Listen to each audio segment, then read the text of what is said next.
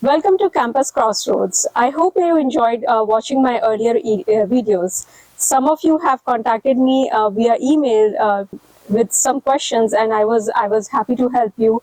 But those of you who haven't contacted me yet, please feel free to contact me, and I will be happy to help you out with any queries.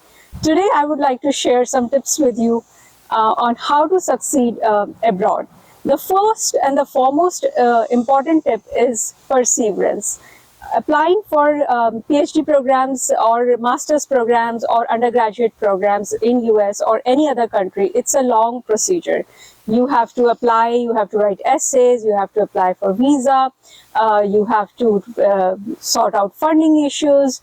So perseverance is very, very important. And not only in the application process, you need a lot of perseverance even after you arrive in a different country, understanding the culture of that country, getting used to the education system, and getting used to the people around. It requires a lot of effort. It's not easy. So perseverance is the first and most important strategy that you can follow when you are trying to make a career abroad. Second tip is developing interpersonal skills. Sometimes students will contact me and they will write my first name, hi Parul, or they will say, hi Professor. I think learning about the culture in a country there where you are going and how people address any faculty there is important. And if you are able to learn that, that will make your emails much more clearer, and it will also develop a relationship between the person you are contacting and yourself. So maybe if you are applying to US, calling a professor with their last name is a better idea, and addressing them as Dr. Agarwal or Dr. Smith is a better idea rather than calling them with their first name, or even say calling them as a professor. In US, thank you and sorry are two important words that you will definitely find people using very often.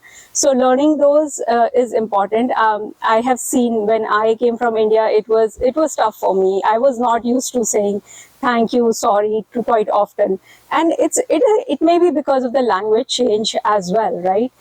Because we are going to use a more English as a first language, and in a different country, and we are going to speak it more frequently. We don't do that in India that much, especially if we have a different language that is being spoken at home.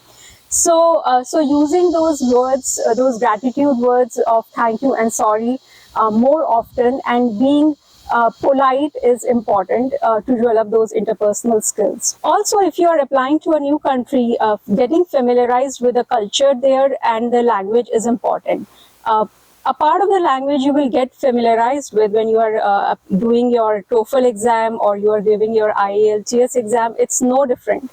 It's no different. When I take my kids to swimming classes, or when I take my kids to somewhere else to their school, and the way we talk to the counselors there or the people there in the administrative team, it's the same kind of conversation I had read when I was preparing for my IELTS or TOEFL exam. So getting familiarized with the language is important. These days, a lot of tools are available. You can watch shows on Netflix. You can watch more and more English movies, or even reading English magazines and newspapers will help you, because that way you are not only getting familiarized with English language more, you are also building upon topics that you can talk to your colleagues about when you will arrive here. Getting familiarized with the culture is also important.